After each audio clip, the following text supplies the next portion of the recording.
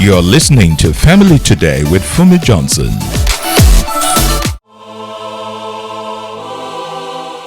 It's another beautiful Friday morning, and you are so welcome to Family Today with Funmi Johnson. We are still talking about in-laws. Did you listen to my talk on in-laws? You must go to my YouTube channel and hear me out. And I said, day your day. But we remembered and we identified some great in-laws. One of them in the Bible, that was Jethro. Jethro, the father-in-law of Moses. We didn't have much to say about Peter's mother-in-law, but she must be so important to them that Peter had to get Jesus to come and heal her. Okay, we also talked about some bad in-laws, like Saul wanting to kill his son-in-law David, and teaming up with his daughter against his son-in-law. So we have those examples. I'm going deeper today. Now, what I'm going to do is today again, don't worry, just stay tuned. I'm not going to open the phone lines because we have quite a few things to deal with today. But next week, I promise you, we will open the phone lines. Today, I want to talk about mothers and fathers-in-law. Mothers and fathers-in-law. So we're going to look at this story, and then I'm going to ask you a few questions. Get ready with answers to these questions so that we can really, really do justice to this. I'll conclude my story on Jethro. I had to go study that Jethro issue, Jethro, the father of Moses. And you can get that from Exodus chapter 2, Exodus chapter 18. Jethro, the father-in-law of Moses. Why did it stand out to me? When we talk about in-laws, people say, it's only mothers, only their mothers. We have some terrible father-in-laws. I just gave you the example of Saul. So it's not just mother-in-laws that can be bad. Even the father-in-laws too may be bad. But I pray for you as a single person, may you not have bad in-laws. My old grandmother used to say, and she says,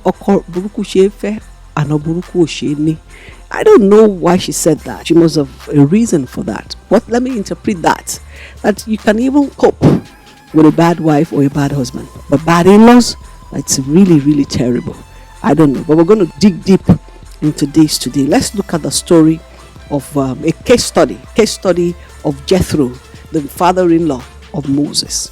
He was introduced in Exodus chapter 2 and in verse 16. And it was just described a priest of Midian. That's how it was described. But one thing struck me in that Exodus chapter 2 and in verse 20, that Jethro was a thorough family man. He had 7 daughters. So I'm going to read from verse 18. And when the girls returned to Reuel, his name was also Reuel. He has another name also. And I was trying to trace the genealogy, and I know he's also from the lineage of Esau. When the girls returned to Reuel, their father, he asked them. So maybe we'll just say when the girls returned to Jethro, so I won't confuse you. Why have you returned so early? This man must have been involved in the day-to-day runnings of the home. I want to say this to men. It is important for you to know how your home operates. He knew that whenever the girls went out to fetch water, maybe if they left at 7, they would usually come at 12. And she noticed that they were back by 9:30. She said, come girls, what happened? So why have you returned so early today? They answered, an Egyptian rescued us from the shepherds. He even drew water for us and watered the flock.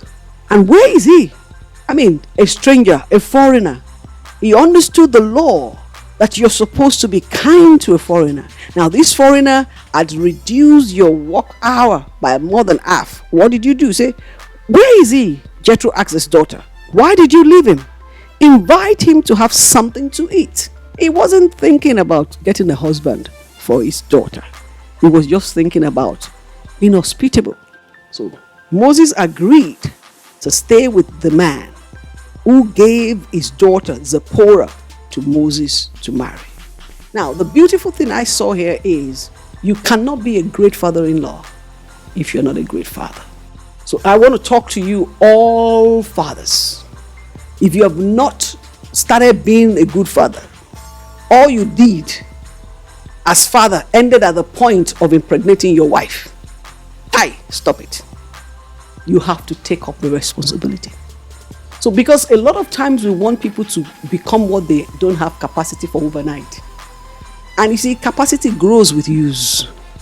So as you now have that wife, now you're nursing the baby, start by waking up in the night. Start by understanding. I was watching a man who was saying, when is your postpartum visit to the hospital? I've been keeping myself all this while. Will it not be ready by 6 weeks? What if the woman goes after 6 weeks and the doctor says, something is not still going to happen? What are you going to do? You should not just stay in the house, even if you are the one that provides all the money. That is one support. Emotional support is another major thing. You need to know. If your wife is pregnant, you need to know. There are different things that happen to people in pregnancy, and one woman's pregnancy is different from the others. Some pregnant women can pound yam while they are pregnant. Some can jump, some can run. Some may not be able to lift a finger. It doesn't mean they're lazy. It's called complications in pregnancy. As a good father, you need to be part of it. You need to know. You need to be mentally, physically, and emotionally available. And these are the things that you practice that will make you to be a great father. And I've found out that great fathers, they actually make great father-in-laws. So Jethro was one of those. He knew how the daughters will have their day-to-day runnings. He was involved with them. I'm sure he was able to spot that this foreigner that you're talking about is a good husband material. There are some people that they are husband material by 10 yards. Good fathers spot them out. So I'm talking about father-in-laws right now. And I believe that Jethro was so good that Moses walked with him. In Exodus chapter 3, you can see Moses working for his father-in-law. Then in Exodus chapter 4, Moses had the burning bush experience and he had to leave. But something significant happened in Exodus chapter 4. Let's go there. I'm talking about in-laws. In Exodus chapter 4 verse 18, Moses went back to Jethro, his father-in-law, and said to him, "Let me return to my own people in Egypt to see if any of them are still alive." Jethro said, "Go, I wish you well. Now the Lord has said to Moses in Midian, go back to Egypt. All those who wanted to kill you are dead." Verse 20 says, so Moses took his wife and son, put them on a donkey, and started back to Egypt. And he took the staff of God in his hand. Now, something funny happened between Exodus chapter 4 and Exodus chapter 18. Very, very funny. In Exodus chapter 18, we saw Jethro going to Moses after they had crossed the Red Sea, taking Moses' son, 2 sons, and Zipporah with him. But there was no record of when the sons and the daughter were sent back to Jethro. So I was wondering, I read from chapter 2 to chapter 18. It was silent. But one thing I found out was that the assignment that Moses had to face was so hard and totally unpredictable that there must have been an agreement between them for him to take custody of his daughter and his grandchildren whilst he was away. I want to say to you, grandparents are incredible assets to the family. And I believe that it's just the enemy that wants to sow the seed of discord between the grandparents and that young family. You need them. You need those parents to help you buffer those hard times. Maybe you are in between jobs, you have a career crisis like Moses, because I don't know how he could have survived with the children, with those 10 plagues, going to Pharaoh and crossing the Red. You say, but other people had children. He was their leader. So he would technically, almost mentally and emotionally be absent. So there must have been that agreement. More so, let's look at verse 24.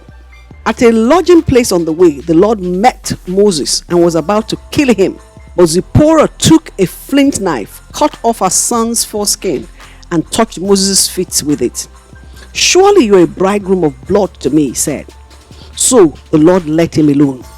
The bridegroom of God meant he was referring to circumcision. I'm sure it was immediately after this time, Exodus 4:26, that either Moses or Zipporah or Jethro, knowing what had happened, said, you know what, you're becoming absent-minded. This work is consuming you.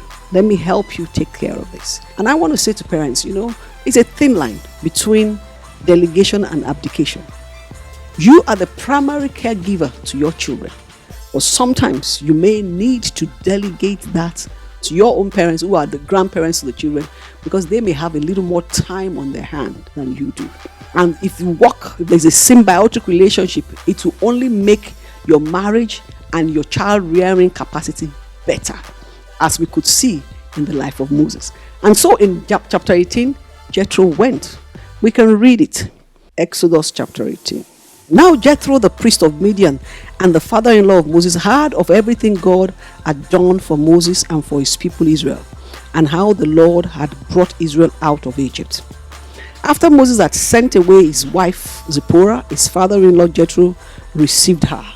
So that means Moses sent her away. Moses said to her, you know what? This place is too chaotic. As husbands, as fathers, you must know what is happening around your household and know how to ensure protection for your family. So I'm going to verse 5 now. Jethro, Moses' father-in-law, together with Moses' son and wife, came to him in the wilderness, where he was camped near the mountain of God. Jethro had sent word to him, I, your father-in-law Jethro, am coming to you with your wife and our 2 sons. Very, very important. This for me is for in-laws, it's for parents. You must know when to stop. It's good for you to help, but you are just helping. You're just a support. You're not even helping in the capacity of an Ezra. You're just helping as someone that has more time and availability. So, but one thing happened that I loved in verse 7. So Moses went out to meet his father-in-law and bowed down and kissed him. Bowed down, showing respect, honor, very, very important. And I'm saying this to sons and daughters. Respect your in-laws. Respect your in-laws. That is the only scripture that gives a promise along with it. Honor your father and your mother. It's a scripture with a promise so that your days will be long. And whatever you're doing to your father-in-law, your mother-in-law, is a seed. They will do it to you as well. So we need to stop this cycle of one bad father-in-law, one terrible mother-in-law, and then you give back to another one, and it keeps going on. He bowed and they hugged and they kissed. And the part I love the most again is this. In verse 12, Jethro, Moses' father-in-law, brought a burnt offering and other sacrifices to God. That means Jethro also understood that Moses was a priest of God, and he honored him and respected him. For him to celebrate him, to bring that burnt offering, you understand, under the government of Moses, that was very, very good. Then he sat down and was just observing quietly. I would have to say this other part after the short break, but remember, if you want to know how to relate, either you are the in-law son, or you are the father or mother-in-law, or you are the daughter-in-law, follow me, the Funmi Johnson. We'll continue this conversation after the short break. Paul says it is better for a single man to marry than to burn. Are you single, married, widowed, separated, or divorced? Join me on Family Today. Family Today with Funmi Johnson is one program that will bring you in alignment with who you truly are and open your mind to how you rock your significant interpersonal relationships while sidestepping the landmines, culture, religion, and society have laid in your path. Family Today with Funmi Johnson goes where others are shy to go and shines the light in the dark corners others have forgotten. Tune in at 11:30 a.m. every Friday to listen to Family Today with Funmi Johnson on Inspiration 92.3 FM. We're back. I was just talking about Jethro, and I'll soon round this off so I can say some other things. When Jethro observed Moses, so now what am I saying to you? If you go to your children's home, it's not your house. something terrible happened, and if you are that couple, they came to me for counseling, it is really bad. And I want you to hear this. These in-laws, they came, let's say, from Ileoluji. And in their house, they sleep in separate rooms, the father and the mother. So they came to their son's house, who lives in a 3-bedroom apartment in Lagos. You know what happened? The father took one room, the mother took one room, and left the couple to be in one room with their children. They have a 3-bedroom apartment. They have the girls' room and the boys' room. So when visitors come, they would collapse one of the rooms to become a guest room, so that the children either stay together or one of them will stay with them. But these parents, they came to their son's house and insisted on staying in different rooms as they stay in their own house. That is totally out of order. It's out of order for you as the parents-in-law. It's out of order for you as the son to allow that to happen. That is oppressing your wife, who is a co-owner in that home. You should know, you are a visitor there. If you must stay in separate rooms, then come at different times. If you come together, manage to stay together for that period. I don't want to go into why do you stay in separate rooms. What I'm saying is, when you come to someone else's home, you must respect their boundaries. So the wife came to me really wailing that I am tired. I said, you know what? Your husband may be weak and not able to tell them. They are also wrong. That's not fair. That's not equitable. So I'm saying this, if you're in that kind of situation, and a lot of times you say, I'm the one that suffered on the son. They would say, well, you suffered on your son. The parents of the wife too suffered on her. No child fell from the tree. Parents took care of their children and they grew. So after Jethro watched and saw that Moses was going to kill himself, he now gave him a profound leadership strategy. So I want to talk to all leaders. Let's look at that strategy in Exodus 18:20-22. He said, teach them his decrees and instructions. He now said to Moses, this is what you're supposed to do. You be the leader of all. Teach the decrees and the instructions of God to your people and show them the way they are to live and how they are to behave. He said, be impeccable in your character. He said, but select capable men from all the people, men who fear God, trustworthy men who hate dishonest gain. That means people who are patterning their life after you as well. And appoint them as officials over thousands, over hundreds, over 50s, and over 10s. Have them serve as judges for the people at all times. But have them bring every difficult case to you. The simple cases they can decide themselves. That will make your load lighter because they will share it with you. Now, what is profound about it? Every leader, if you're a church leader, make sure you spend time to seek the face of God, to bring doctrinal clarity, to bring clear word of wisdom, word of knowledge for you to govern and shape on your space. Either you're a pastor or you're a leader of a business or you're a man, so that you can teach the decrees and the instructions of God without ambiguity. Then delegate the rest. That way you will be raising leaders who will be like you. Then you can say, imitate me as I imitate the Lord. But if you are the one doing everything, you will wear yourself out. That was what Jethro told Moses, and you would also wear the people out. So it's important. And after Jethro did this, the next thing we heard in verse 27 was that Jethro left. Once you are done with the help, once you're done with the support, please step back and only wish them well. It is important for parents to allow their children to stand so that they in turn can raise children that will be able to stand. Remember, from the beginning, it said they should leave their father and their mother and cleave to their spouses. Very, very important. So I want to say this. Men are different usually with their mothers. Usually they are non-confrontational, and it's a bit difficult for men to be able to say no to their mothers. Let me give you the story. Two women met on the street and play catch up. So let me read what each one said. This is woman 1. How is your son doing? Woman 2 said, oh, he is dreadful. Say, what happened? Say, he married that horrid money grubbing woman who demands he just give and give and give. Do you know she wouldn't leave him alone until he bought her a Mercedes? He comes to my house to eat his favorite food and I feel like crying for him. Then the second woman said, I'm so sorry to hear that. And she said, how is your daughter? My daughter is wonderful, the other one answered. Whatever she wants, her husband gives her. He loves her so much. Last year, he bought her a beautiful Mercedes because they are safe cars and he wants her protected at all times. Such a lucky girl my daughter is. So what's different? So when it is the son that is paying, the mother is paid.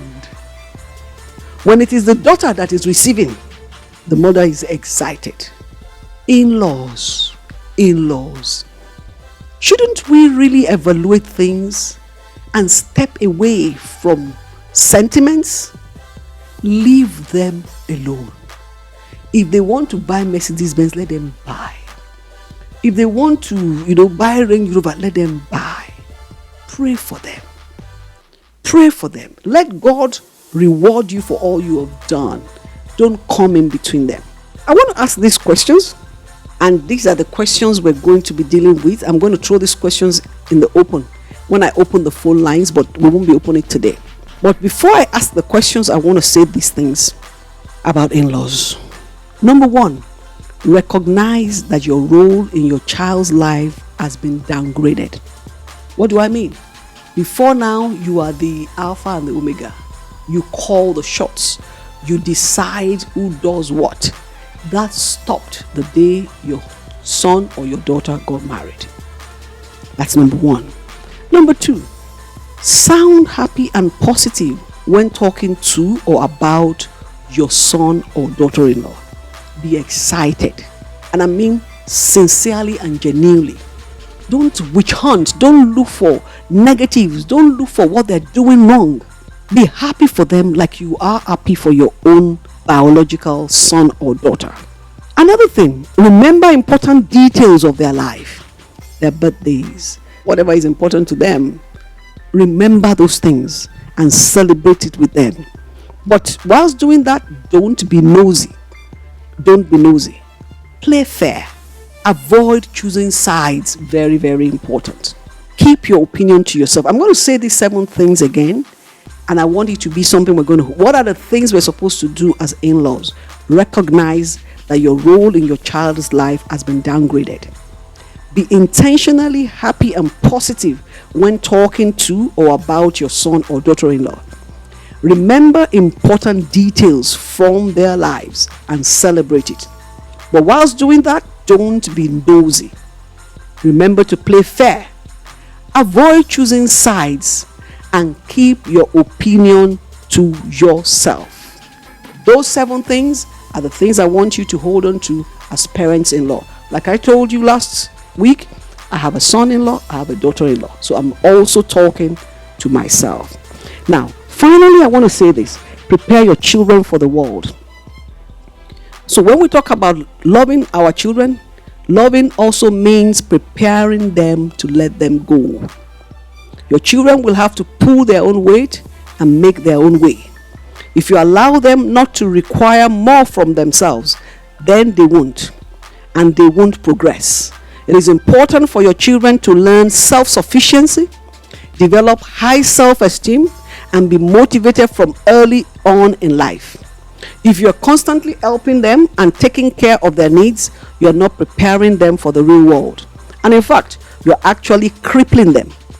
It's not fair to enable them for long time and then all of a sudden just put them on the street. So you need to start now, like the eagle, releasing them to independence, knowing that that is the will of God for them. So I said I'm going to be posting some questions. You can note these questions down, and then next week I will be live opening the radio, and then we can discuss this. So these are the questions. Why is it that mothers have a hard time letting their sons go, letting their sons move on and be husbands? They rather hold on to them and make their daughters-in-law suffer as well. Why? Is that true? Let's answer. What is the mother-in-law's role when her son gets married? What are some things that she should never talk about with her daughter-in-law or do to her? I'm going to open the phone lines and we're going to deal with this. Why do mother-in-laws like to treat their sons like a baby? Why do some mother-in-laws compete with their daughter-in-laws? Mothers of married sons who don't like their daughter-in-laws, what is your reason? Don't worry, I'm going to open the line for you to be able to answer these questions. As a mother and mother-in-law, how does it happen that the son doesn't want to be in mom's life because the daughter-in-law doesn't like her, and the mom supports the son's choice? The wife just don't want her around. Why? I want us to look at this, but I want us to end on this note. The plan of God from the beginning is that the man and the woman will come together and they will form a partnership, a collaboration, so that together they will now have division of labor, they will now have procreation, so that they would raise children who will like take franchise from who they are and replicate that, putting in their own flavor and uniqueness into it. That is the plan of God. And if we allow enmity to come between us, we will never be able to do that. So for us to push the agenda of God, in-laws need to know what God's will is, know their boundaries, know when to stop, know when they are needed, and ensure that there is continuity in pushing the agenda of God to the ends of the earth. This is Family Today with Funmi Johnson. We have to close the curtain now, but we'll continue this conversation same time next week. Remember to follow me on Instagram, Facebook, on all social media platforms, The Funmi Johnson. And if you want to have the details on in-laws and in-law relationship, go to my YouTube channel. Thank you. Family Today with Funmi Johnson is powered by the Capstone Church Without Walls.